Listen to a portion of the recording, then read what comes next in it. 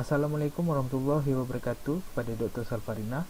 Saya Ahmad Isyad bin Abdul Razak bersama dua ahli kumpulan saya iaitu Syazlin binti Samsul Bahari dan Ashi Zafirah Nabiha binti Muhammad Hassan akan membentangkan pembentangan kami.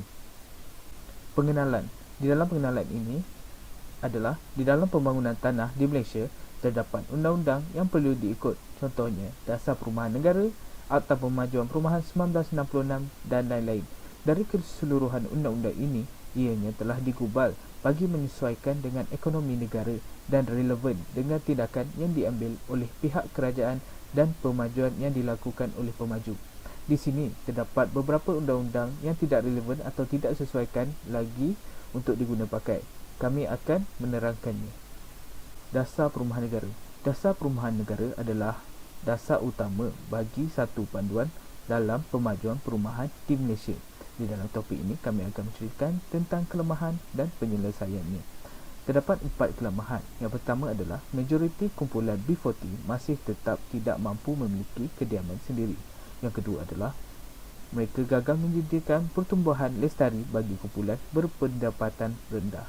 Yang ketiga adalah harga tanah di Kuala Lumpur terutamanya dijangka akan terus meningkat.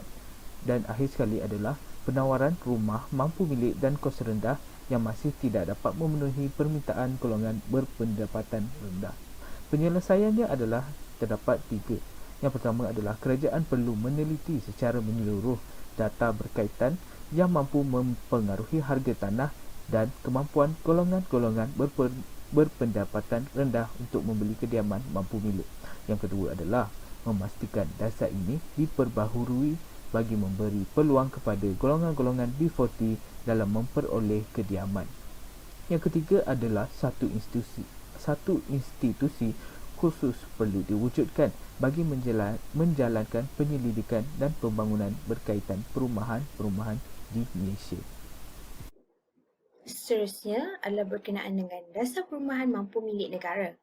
Dasar Perumahan Mampu Milik Negara merupakan sub-dasar yang dibangunkan bagi menggariskan standard spesifikasi utama harga serta panduan bagi membangunkan rumah mampu milik sama ada yang dibangunkan oleh kerajaan persekutuan, kerajaan negeri atau pihak swasta bagi mengatasi isu yang dibangkitkan berkaitan dengan industri perumahan mampu milik.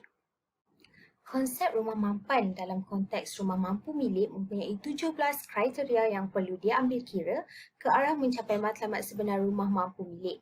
Antara kriteria yang telah dinyatakan adalah yang pertama, harga rumah dengan pendapatan, yang kedua, kos sewa dengan pendapatan, yang ketiga adalah kesediaan kadar faedah dan gadai janji, yang keempat adalah kesediaan penginapan yang boleh disewa, yang kelima merupakan kesediaan produk perumahan yang mampu dimiliki dengan harga yang berpatutan, yang keenam adalah keselamatan, yang ketujuh merupakan akses kepada peluang pekerjaan, yang ke-8 adalah akses kepada kemudahan pengangkutan berkualiti, yang ke-9 adalah akses kepada sekolah yang berkualiti, yang ke-10 merupakan akses kepada kawasan perkedaian, yang ke-11 adalah akses kepada pusat jagaan kanak-kanak, yang ke-12 adalah akses kepada kemudahan rekreasi, yang ke-13 adalah akses kepada kawasan lapang, yang ke-14 adalah akses kepada perkhidmatan kesihatan, yang ke-15 adalah kualiti perumahan, yang ke-16 adalah perumahan yang mempunyai kecekapan tenaga dan yang terakhir adalah mempunyai kemudahan pengurusan sisa pepejal. Seterusnya adalah definisi perumahan mampu milik. Perumahan mampu milik merupakan salah satu agenda utama bagi setiap negara di dunia. Perumahan bukan sahaja meliputi struktur fizikal yang menyediakan perlindungan kepada penghuninya, tetapi ia juga berkait rapat dengan sosioekonomi, politik, kejiranan dan persekitaran. Seterusnya adalah berkenaan dengan cabaran utama industri perumahan mampu milik negara. Terdapat 5 cabaran utama industri perumahan mampu milik negara. Yang pertama adalah berkenaan dengan ketidakmampuan membeli rumah mengikut harga pasaran. Yang kedua merupakan ketidaksepadanan antara penawaran dan permintaan rumah mengikut lokasi. Yang ketiga merupakan ketiadaan sistem bersepadu bagi mengatasi masalah kesepadanan di antara penawaran dan permintaan. Yang keempat merupakan ketiadaan pemusatan penyelarasan perumahan mampu milik. Yang kelima adalah kegagalan mendapatkan pembiayaan perumahan mampu milik.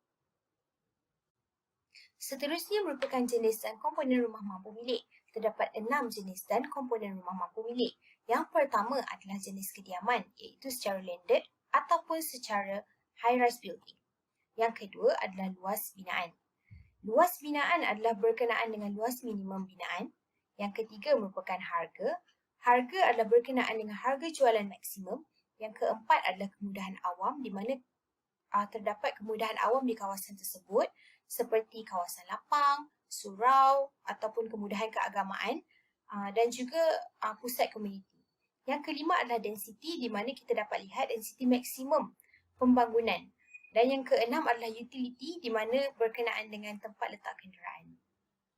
Bagi merealisasikan perumahan mampu milik, berkualiti, selamat serta mempunyai kemudahansampaian kepada kemudahan awam dan meningkatkan komuniti sejahtera, Dasar Rumah Mampu Milik menggariskan kriteria perumahan mampu milik mampan, iaitu meliputi 6 kriteria utama, iaitu kriteria perumahan mampu milik adalah seperti berikut. Iaitu yang pertama, kategori harga rumah mampu milik mengikut negeri. Yang kedua, standard perumahan mampu milik, iaitu terdapat 5 ciri-ciri asas rumah mampu milik. Yang pertama adalah keluasan rumah. Yang kedua, tempat letak kereta. Yang ketiga, pensijilan. Yang keempat, kepadatan pembangunan. Dan yang kelima, teknologi binaan. Yang ketiga merupakan piawaian pembinaan berkualiti. Yang keempat adalah kawalan pemilikan rumah mampu milik. Penentuan syarat pemilikan rumah mampu milik adalah berbeza di antara negeri-negeri. Secara umumnya, kawalan penawaran ini adalah untuk menentukan syarat-syarat asas bagi menentukan mereka yang benar-benar berkelayakan dan mengikut syarat yang ditetapkan oleh Dasar Perumahan Negeri masing-masing ataupun kerajaan persekutuan antara negeri-negeri. Antara syarat-syarat yang telah ditetapkan adalah yang pertama, warga negara Malaysia. Yang kedua, berumur 18 tahun ke atas. Yang ketiga, pendapatan gaji pokok isi rumah. Yang keempat adalah rumah pertama bagi satu isi rumah. Yang kelima adalah berdaftar dengan Lembaga Perumahan Negeri. Yang keenam adalah moratorium. Terusnya, yang kelima adalah kawalan pembangunan rumah mampu milik. Dan yang keenam adalah kuota pemilikan bumi putera. Bagi keseluruhan pembangunan termasuk perumahan mampu milik, minimum kuota pemilikan bumi putera yang telah ditetapkan oleh kerajaan negeri adalah sebanyak 30%. Seterusnya, terdapat 4 inisiatif kerajaan dalam membangunkan rumah mampu milik, iaitu yang pertama adalah pembangunan rumah mampu milik di atas tanah kerajaan persekutuan dan kerajaan negeri.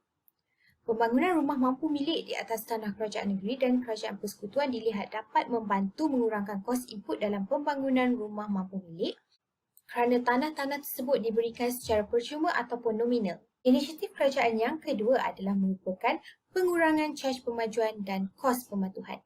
Peningkatan harga tanah dan bahan binaan merupakan antara punca peningkatan harga hartanah kediaman. Faktor ini sukar dielakkan. Namun, pengurangan caj pemajuan dan kos pematuhan yang dikenakan kepada pemaju dapat menyumbang kepada pengurangan kos perumahan terutama bagi kategori rumah mampu milik. Inisiatif kerajaan yang ketiga adalah entiti tunggal dan sistem perumahan bersepadu. Inisiatif kerajaan yang terakhir adalah meningkatkan tahap celik kewangan isi rumah. Perkara ini amatlah penting bagi pembeli rumah menilai keupayaan mereka memenuhi komitmen kewangan yang berkaitan untuk memiliki rumah, termasuk bayaran gadai janji dan juga perbelanjaan lain yang berkaitan. Caj pemaju. Pengenalan. Caj pemaju terkandung di dalam Seksyen 32, 33, 34 dan 35 Akta Perancangan Bandar dan Desa. Di dalam akta ini, ia dikandungi caj pemajuan. Caj pemajuan adalah suatu caj yang dikenakan kepada pemaju bagi pemaju yang ingin menukar guna tanah sesuatu tanah bagi pembangunan. Masalah yang dihadapi. Masalah di dalam caj pemajuan ini adalah caj yang dikenakan adalah tidak relevan bagi pemaju kerana apabila pemaju dikenakan caj pemajuan, kos di dalam pembangunan semakin naik dan caj ini juga tidaklah murah. Caj pemajuan ini juga menjadi suatu beban bagi pemaju, malah diberi kesan kepada pembeli di luar sana kerana harga rumah yang sepatutnya boleh kurang menjadi meningkat. Cara penyelesaian caj pemaju. Menurut Presiden Rehda iaitu Datuk IR Soam Heng Chon, beliau mengatakan bahawa pemaju telah mengalami peningkatan kos yang ketara dalam menjalankan perniagaan, terutama membabitkan bahan binaan dan perkhidmatan berunding iaitu antara 5 dan 10% lebih tinggi. Cadangan yang dapat dibuat bagi permasalahan ini adalah melalui menurunkan atau memansuhkan caj dan syarat caj pemajuan ini. Melalui perkara ini, pemaju dapat mengurangkan kos dalam menjalankan perniagaan mereka. Melalui perkara yang telah dibuat ini, pemaju dapat mengurangkan kos menjalankan perniagaan. Penyumbatan itu boleh disalurkan kepada pembeli rumah dalam bentuk perumahan mampu milik. Sekian dari kami. Terima kasih.